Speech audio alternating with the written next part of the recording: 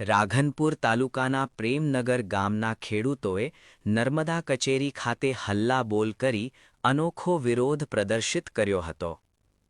રાધનપુર તાલુકામાં ચોમાસામાં કુદરત રૂઠતા તમામ પાકો નિષ્ફળ ગયા હતા. રવિ સિઝનમાં જગતના તાતે પેટે પાટા બાંધી મોંઘા ભાવના બિયારણ લાવી વાવેતર કર્યો હતો. પરંતુ નર્મદા વિભાગ દ્વારા નર્મદાની કેનાલોમાં સાફ સફાઈના અભાવે સિંચાઈ માટે ખેડૂતોને પાણી ન અપાતા વિરોધ પ્રદર્શિત કરવાની ફરજ પડી હતી.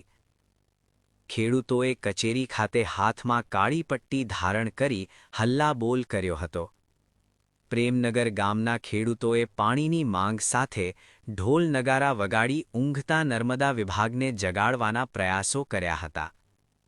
રવિ સિઝનને ધ્યાને રાખી ખેડૂતોએ ઘઉં, એરંડા, ચણા, જીરું, રાયડું તેમજ પશુઓ માટે ઘાસચારાનું વાવેતર કર્યું હતું.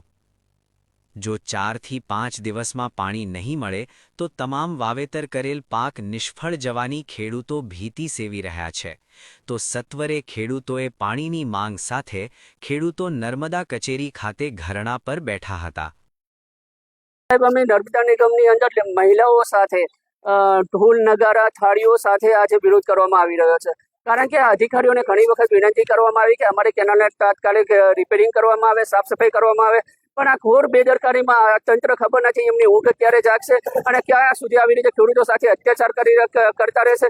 તેમાં અધિકારીઓને ખબર નથી. આટલા ખેડૂતોની આંખોમાં પાણી છે પણ અધિકારીઓને ખબર નથી આ ખેડૂતો સાથે ક્યાં સુધી આવી રીતે અત્યાચાર કરતા રહેશે. કારણ કે અમારા ટેક્સના પૈસે ચાલતી આ ઓફિસો જો અમારા ખેડૂતોને આવીને અહીંયા વારંવાર દર વર્ષે રજૂઆતો કરવાની હોય તો આનાથી મોટી લાચારીની વાત કોઈ ન હોઈ શકે. સુજલામ સુફલામની મોટી મોટી વાતો કરનારા નેતાઓ આજે અધિકારીઓ ક્યાંય નજરમાં આવતા નથી. ઘણા નેતાઓને હારના જ્યારે રજૂઆતો કરવામાં આવે ત્યારે આડાવડી વાતો કરીને અમારી લાગણીઓ સાથે દુર્વ્યવહાર કરવામાં આવી રહ્યો છે અને ખેડૂતોને આર્થિક રીતે સ્થિતિ સાહેબ ખરેખર બહુ કફોડી બની રહી છે. આવો સમય આવશે તો ખેડૂતો આર્થિક રીતે પાયમાલ બની જશે. દીકરા દીકરીઓના ઉચ્ચ શિક્ષણ માટે શિક્ષણની વાત કરીએ, બાળકોને ભણાવવાના હોય, દીકરા દીકરીઓના લગ્ન પ્રસંગો કરવાના હોય, લોન લીધી એને પે કરવાનું હોય, આ બધું જ ખેડૂતોને જો પાણી આપવામાં નહીં આવે તો આ પાક બધો નિષ્ફળ જશે અને તેના જ કારણે આજે ખેડૂતોને ખરેખર આત્મહત્યા કરવી પડે એવી પરિસ્થિતિ આવશે.